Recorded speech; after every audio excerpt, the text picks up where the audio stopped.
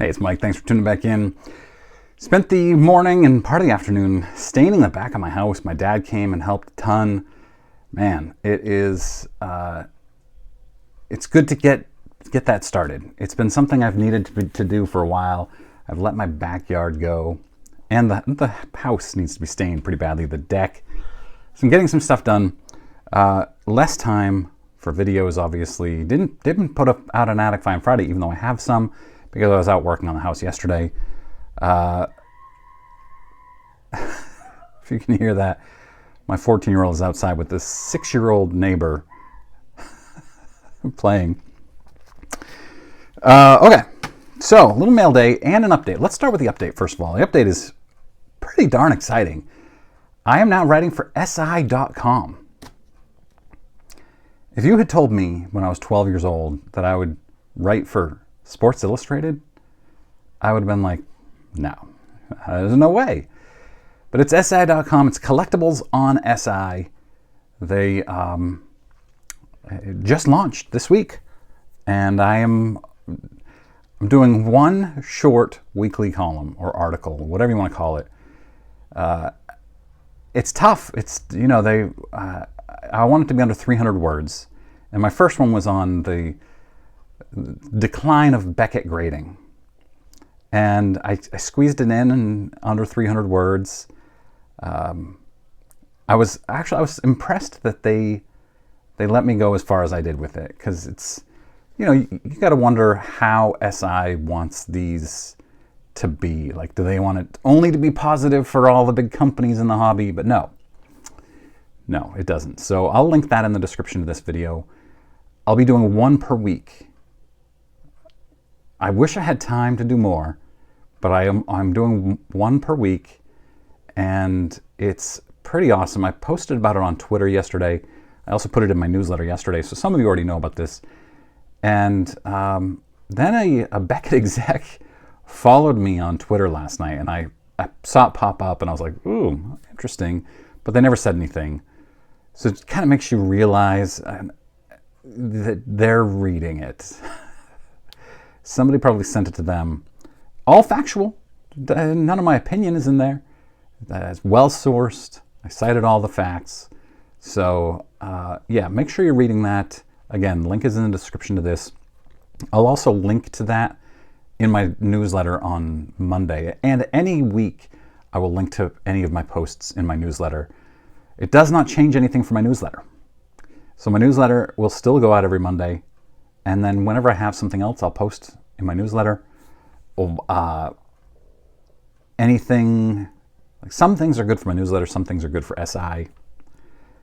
It shouldn't be difficult for me to get 2 topics a week, one for my newsletter, one for SI. We'll see. We'll see how that goes. All right, so let's do a quick mail day. This is a Frank Robinson rookie, 57 tops. Looks awesome, right? Look at the centering on that. Man, it's good. And here's why I was able to afford it. This is what I look for. When the card is too expensive, you look for something like this on the front. It's so good.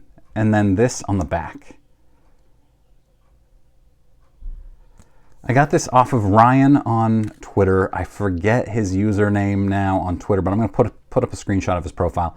He's a great follow, not only because he sells cool cards, but because he posts really interesting things.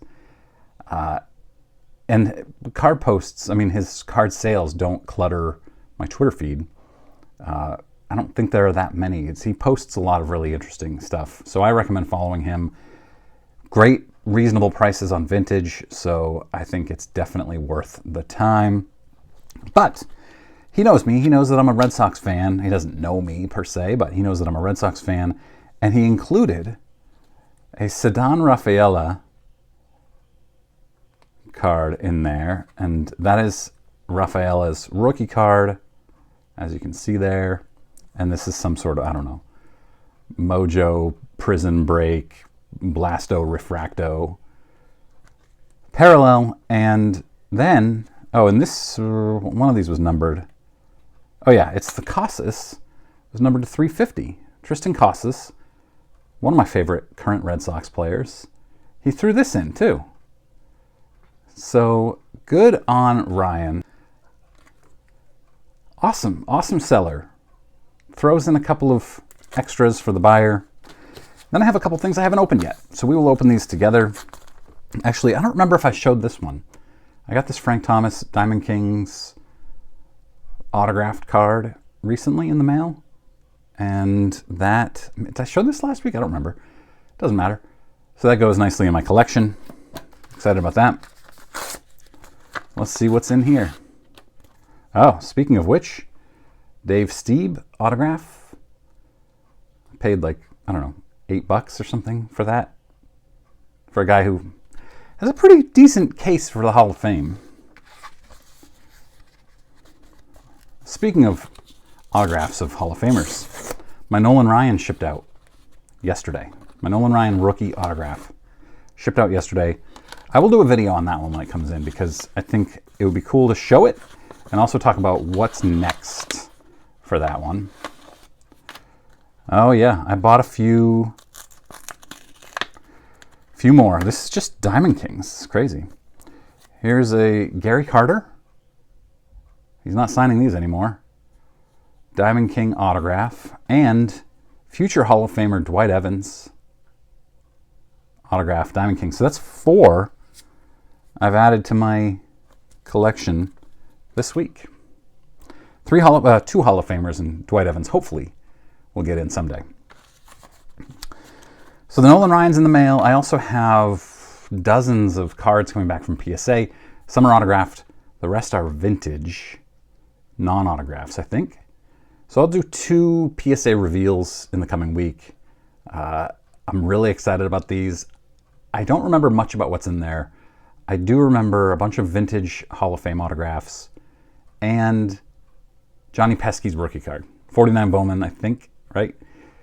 It's a low grade one. I bought it at the show in the spring at the Shriner show.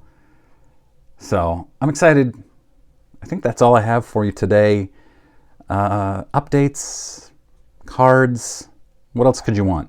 Oh, tomorrow's Clearing the Bases episode is going to be wild. Wild episode. There's a lot of weird stuff happening around the Jordan Star card 101 rookie card. A lot of weird stuff. It's, I don't know. I'll be covering it. It's weird. It's drama in the hobby, which that's what we do, right? And then that's pretty much it. Sign up for my newsletter, junkwaxhero.com. It's free to sign up, and you get my Monday edition and every other edition right now too, free of charge. And that's it, you guys. I hope you have a great weekend. I'll see you Sunday morning.